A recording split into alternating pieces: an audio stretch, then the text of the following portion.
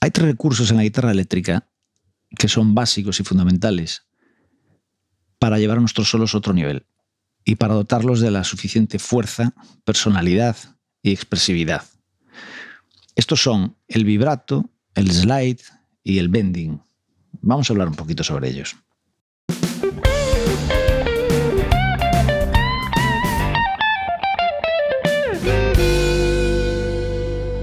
La guitarra eléctrica es un instrumento que tiene una gran cantidad de posibilidades y recursos expresivos. Esto, cuando tocamos un solo de guitarra, cuando hacemos un pasaje determinado, un adorno, un lick, un riff, etc., es muy importante que sepamos aprovecharlo, porque hay veces que escuchas solos de guitarra o partes de guitarra muy bien ejecutadas técnicamente, con complejidad, difíciles, incluso bonitas y chulas de escuchar, pero notas que le falta algo. Entonces, ese algo que a veces le falta, que pueden ser otras cosas, pero que muchas veces ese algo que le falta es ese toque, esa pinceladita simple de 4 recursos bien utilizados, ¿no? Estos 3 de los que vamos a hablar hoy son, decía antes en la introducción, fundamentales. Si los sabemos utilizar, nuestros solos van a sonar de otra manera. Y vamos a notar inmediatamente que con muy pocas cosas, con muy pocas notas, con muy poquitas cosas que hagamos, nuestros solos, nuestras partes de guitarra van a coger otra dinámica y van a sonar de otra manera y van a transmitir, que es lo que realmente importa, ¿no? Cuando tocamos cualquier instrumento, creo yo. Lo importante es lo que transmitamos. El que escucha quiere sentir algo, que tú tienes que llevárselo, ¿no? Que tienes que transmitírselo. Entonces, estos recursos son fundamentales. El primero de ellos, el vibrato. ¿En qué consiste? Nosotros cuando damos una nota, esa nota vibra a determinados hercios por segundo, ¿no? Que es lo que hace que sea una nota y no otra. Pero nosotros lo que podemos hacer en la guitarra, porque nos lo permite el instrumento, es mover la cuerda ligeramente, moverla arriba y abajo, entonces esa nota va a fluctuar. Eso es el vibrato. Por ejemplo, en la voz se hace casi de forma innata. Cualquier persona, muchas personas que cantan, no saben ni cómo vibran, ¿no? Es muy típico, incluso a veces vibratos un poquito exagerados o desagradables en la voz. Pero en la guitarra nosotros también lo podemos hacer, moviendo la nota arriba y abajo. Hay que trabajarlo un poquito y rápidamente notaremos cómo cambia el sonido que logremos, ¿no? Entonces, lo que vamos a hacer con el vibrato es la nota, subirla y volverla al sitio. Subimos un poquito la afinación y volvemos al sitio. No podemos bajarla, ¿no? Porque nosotros lo que vamos a hacer es aumentar un poquito la longitud de la cuerda tirando de ella. Entonces, nunca vamos a poder disminuirla, sí subirla, aumentarla. Entonces, subimos la afinación, volvemos, subimos, volvemos.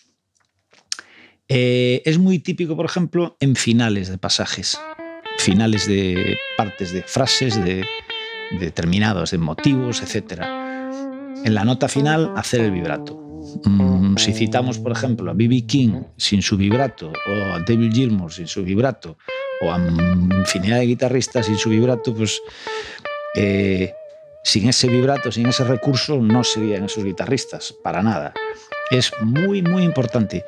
Decíamos lo de arriba y abajo. Bien, en la guitarra hay excepción, ¿no? Las excepciones. En la guitarra clásica, en la guitarra española, normalmente se hace lateral. Vale, el dedo se mueve de lado a lado.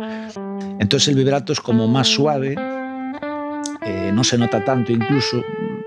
Bueno, es otra forma de hacer el vibrato, pero también se hace en la guitarra eléctrica. Por ejemplo, recuerdo ahora un guitarrista, para mí de los más grandísimos que ha habido en la historia del rock, no solo español, sino en español, que es Jorge Martínez de Ilegales, y Jorge Martínez de Ilegales nunca lo verás hacer un vibrato arriba y abajo, lo hace lateral, y es un rocker, ¿no? Como decía en su canción. Entonces, también en la guitarra eléctrica se puede hacer este vibrato lateral. Normalmente se hace arriba y abajo.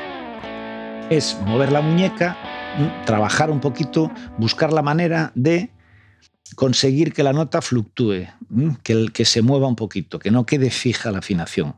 Entonces, al principio puede costar un poco, pero es cuestión de trabajarlo con calma, sin prisa, hasta que vayamos consiguiendo un poquito los objetivos, que son eso, mover la nota, para que coja un poquito de vida. Si no, los solos van a sonar muertos. Importante en el vibrato. Hay dos características del vibrato, dos parámetros, digamos, que son los que determinan cómo va a sonar el vibrato. El primero es la extensión. La extensión es cuánto vamos a mover la cuerda. ¿La vamos a mover mucho? ¿La vamos a mover menos? ¿Cuánto vamos a cambiar la nota? Medio tono ya es demasiado. Normalmente no se llega ni a medio tono ni a 3/4 de tono. Entonces, eso es la extensión.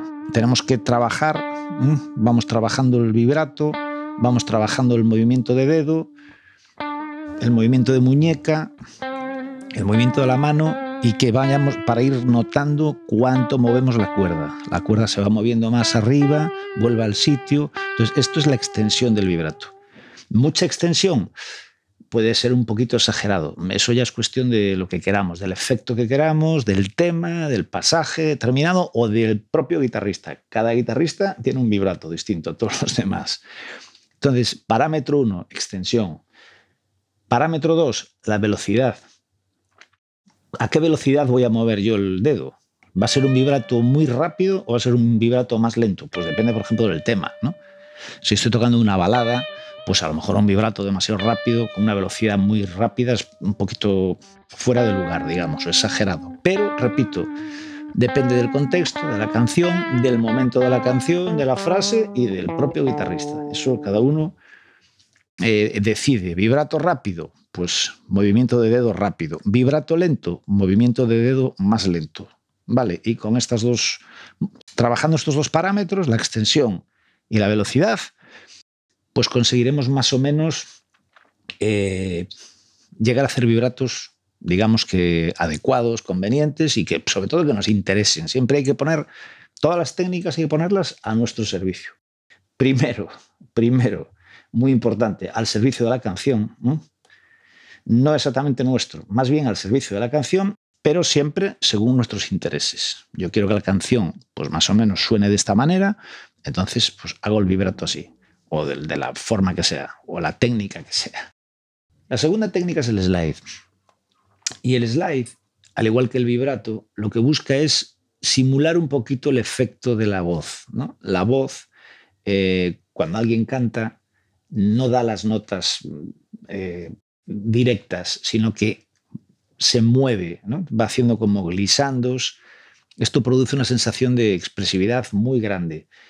Y esto es lo que intentamos hacer en la guitarra con el slide, que también es una técnica muy típica y muy determinada, que se utiliza sobre todo en blues, también en country,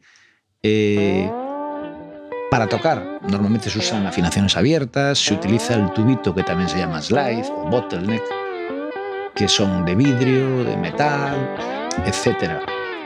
Esto es una técnica muy determinada que habría que estudiar y que estudiaremos, pero aparte, ¿no?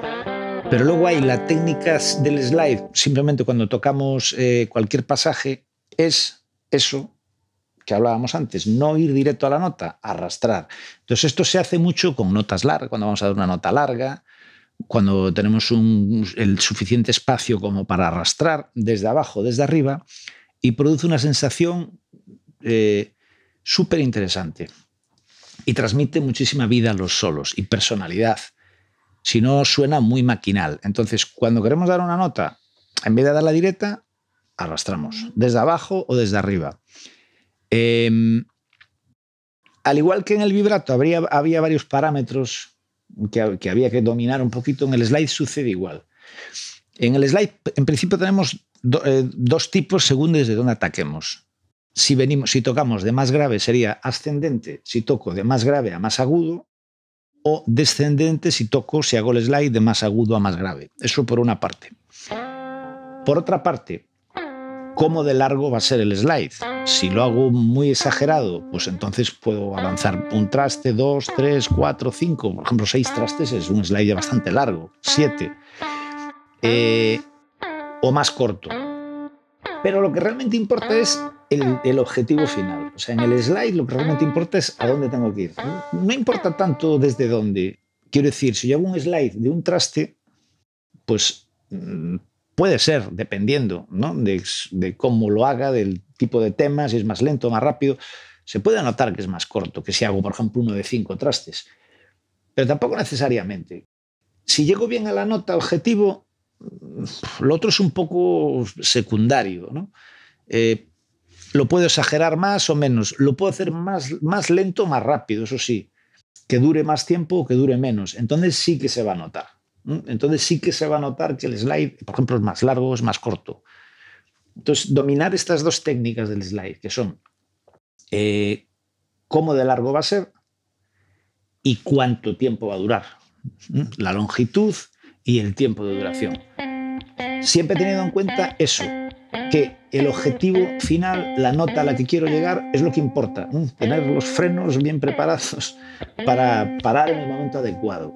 Y se utiliza, repito, muchísimo, muy importante el slide. Vale, trabajaremos, haremos algún vídeo también viendo la técnica determinada del slide, con el tubito, afinaciones abiertas y tal. Eso es súper interesante, sobre todo si queremos dominar un poquito técnicas de blues, etc. Esto es muy importante. Pero eso lo veremos en otro vídeo. Y la tercera técnica de la que teníamos que hablar es el bending. ¿Qué es el bending? El bending es tirar de la cuerda, igual que hacíamos en el vibrato, y cambiar la nota. Pero ya con el objetivo determinado de cambiar la nota. No como en el vibrato, que lo que hacíamos era oscilar, fluctuarla, cambiarla un poquito la afinación, pero siempre sin cambiar realmente la nota, ¿no? Que se notara claramente cuál era la nota que estábamos vibrando y no cambiarla. En el bending sí. En el bending lo que vamos a hacer es tocar en un traste, pero tirar lo que nos interese para que realmente suene como si tocáramos en otro traste. Ese es el objetivo del bending, ¿no? Y ese es el fin del bending realmente, que es tocar una nota en un traste, pero que suene o como si tocáramos un traste más, o 2 trastes más, o 3 trastes más, o incluso a veces 4 trastes, aunque eso ya es muchísimo, ¿no? Y tendríamos que tener una guitarra determinada, con un juego de cuerdas determinado. Si tenemos, por ejemplo, un juego de cuerdas muy gordo, de un 0,10 o un 0,11, y una Stratocaster, y queremos tirar 4 trastes, que son 2 tonos, esto es, pues igual nos queda el dedo allí. Es mucho, ¿no? Pero, por ejemplo, bendings de medio tono, de un tono, de tono y medio, esto es, hay que trabajarlo, es súper típico en solos de guitarra. Es muy raro escuchar un solo de guitarra y que no lleve por lo menos un bending. El bending, decíamos, lo que intenta es, por supuesto, transmitir expresividad, expresión, vida en los solos, carácter, personalidad. Igual que pasaba con el vibrato, cada guitarrista tiene su manera de hacer bendings y le da su propio carácter a los bendings. Pero lo que sí tenemos es que trabajarlos. Entonces, cualquier traste en el que toquemos, por ejemplo, vamos a imaginar, tocamos en el traste 7 la nota re en la tercera cuerda. Es un re, si tocamos en la tercera cuerda es un re. Bien, si yo no muevo la nota, es un re. Si yo la vibro un poquito, como hablábamos con el vibrato, la nota sube un poquito, fluctúa, pero sigue siendo un re. Si yo tiro de la cuerda y la mantengo, ya no es un re. Si tiro un poquito, esa nota va a pasar a ser un re sostenido o un mi bemol. Y si yo toco en el traste de al lado sin tirar de la cuerda, es un mi bemol. Y si vuelvo al traste 7 y tiro un poco y la mantengo, es un mi bemol. Eso es un ejercicio fantástico para practicar el bending. Cojo cualquier nota en el mástil, la tiro un poquito, intento adivinar, intento con el oído pues deducir que tiré medio tono, que he tirado medio tono solo. Entonces escucho la nota y luego toco la nota siguiente, sin tirar, sin hacer bending. Tiene que ser la misma. Eso es un ejercicio maravilloso. Entonces, por ejemplo, traste 7, tiro un poquito, toco la de al lado, tiro un poquito, toco la de al lado, y tiene que ser la misma nota. Podemos hacerlo un rato. Luego tiro un poco más y toco 2 trastes más. Tiene que ser un mi, ¿no? Era un re. Si tiro más un tono, sería un mi. Entonces tiro del 7, toco en el 9. Tiro en el 7, toco en el 9. Tiro más, tengo que notar que la nota cambia a tono y medio. y toco en el 10. Entonces esto es re, pero tiene que sonar un fa. Yo estoy tocando en el traste del re, pero tiene que sonar un fa.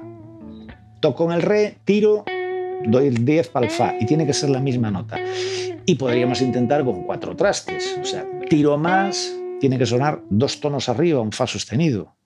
Toco en el 7, tiro mucho y tiene que sonar como si tocara en el 11. Eso lo podemos hacer en cualquier cuerda y en cualquier traste. Cuanto más hacia arriba, importante, ¿eh? Arriba es hacia aquí. Todo el mundo dice arriba aquí, pero arriba no es aquí, aquí es abajo. O sea, si yo escribo una nota musical aquí, es más abajo que si la escribo aquí. Entonces, si yo voy hacia arriba, yo voy hacia aquí, hacia esta parte del mástil, no hacia esta. Entonces, si tocamos hacia la parte de arriba, hacia el agudo, va a ser más fácil trabajar el bending, ¿vale? Porque ofrece menos resistencia por cuestión física que si tocamos por aquí.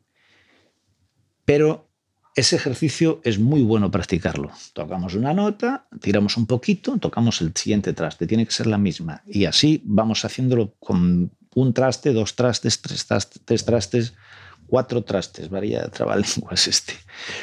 También tenemos el bending de 1/4 de tono, del que no hablamos antes, que es un bending en el que no se nota prácticamente el cambio con respecto a la nota original. Lo mínimo para diferenciar la nota es el medio tono. Si no llega al medio tono, pues notamos una oscilación, pero no llega a haber un cambio con respecto a la nota original.